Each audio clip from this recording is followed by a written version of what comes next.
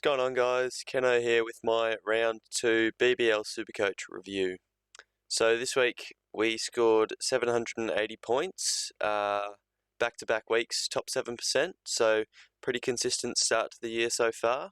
And yeah, we've gone up 2,000 spots in the ranks, so we're sitting at 1,577 right now, and hopefully by next week we can be in the top 1,000, ideally. Yeah, we'll head on over to the team. We had 3 league wins this week. Yeah, so starting off with the wicket-keepers, Josh Philippe, another massive score with the bat. So he scored 102 Supercoach points, averaging 90. He is an absolute gun. So glad we have him. I should have captained him though, but yeah, absolute gun. On the bench, we had Matty Gilkes. I was actually worried. He played before Philippe and he scored 66, which is a really good score. So I was actually worried he would do better than Philippe and we wouldn't be able to get his score on field. But in the end, Philippe clearly was the better player. But yeah, still Gilkes, 66, awesome score for the bench. He's got a low break even. He'll make a lot of cash for us. Onto the batsman now. Daniel Sams, score of 1, absolute stinker. He's playing the Stars again tonight, I think. So hopefully he can make up for it a bit with a big score, because yeah, round 1 he went huge and then gets hit for like 50 off 4 overs and makes a duck. So horrible from Sams, but I think he'll bounce back. We brought in Maxi this week and he only scored 29. Pretty disappointing. He's got the double game week this week though, so hopefully he's in for 2 big scores to contribute this week. Garton, 64 from his 2 games. Not horrible, not amazing. We'll take that. Matt Short, 161 from his 2 games this week. He opens the batting and the bowling, it seems, for the Strikers. So yeah, really good role for Matt Short, and he's in career best form. So glad we started him. He's already doubled in price. So yeah, really happy with that pick there. And Harry Nielsen, 53.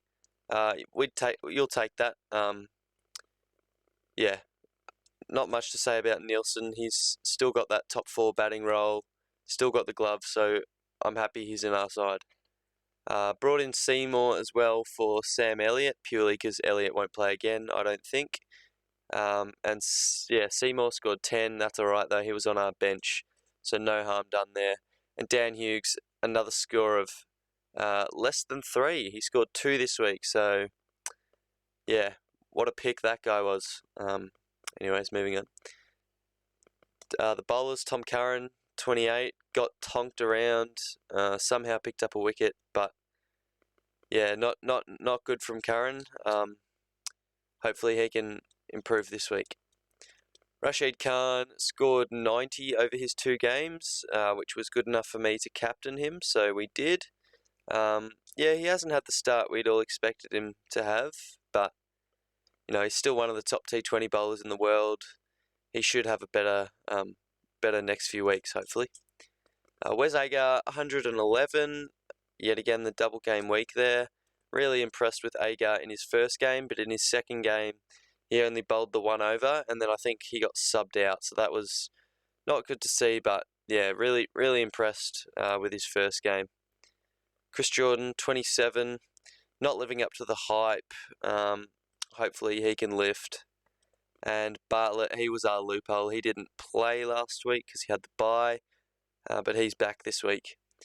So we had Agar's score count. So he scored 24. Not great at all from Agar, but he had a great round 1. So hopefully he can have a few more matches like that. And Faridun didn't play. He played just the 1 game, and I think that'll be him for the tournament because they signed Case Ahmed instead.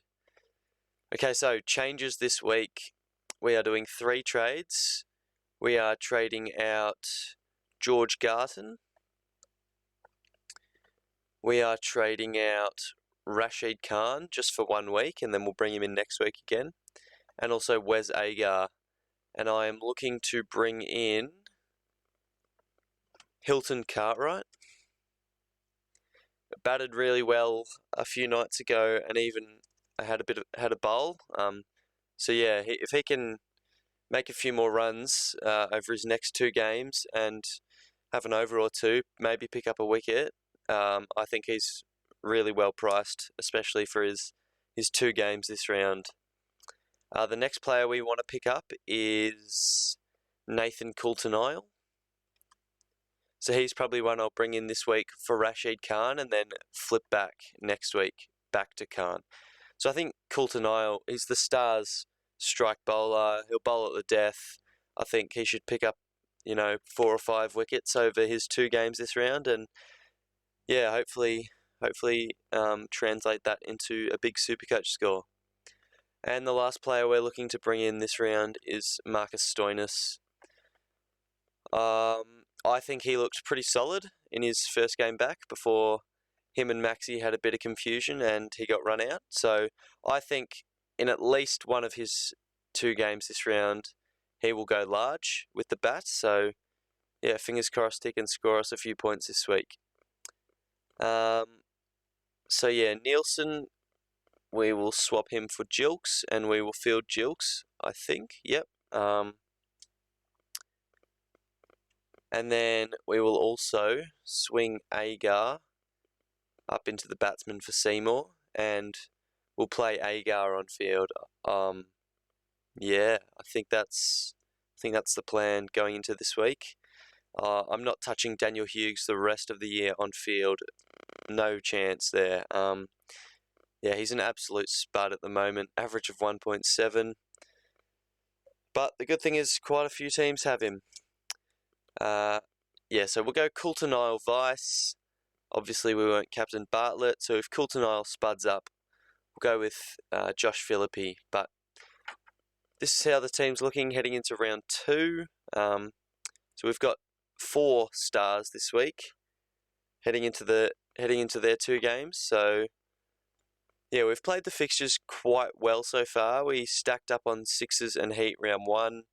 The Strikers last round, who earned a bit of points, and this week the Stars. So yeah, hopefully they've got the Thunder tonight and then the Sixers on Wednesday. So 2 games which could be quite a challenge for the Stars. They were challenged by the Thunder a few nights ago and were beaten by the Sixers convincingly on opening night. But yeah, fingers crossed, Maxi, Stoinis, they can all make runs, Cartwright as well.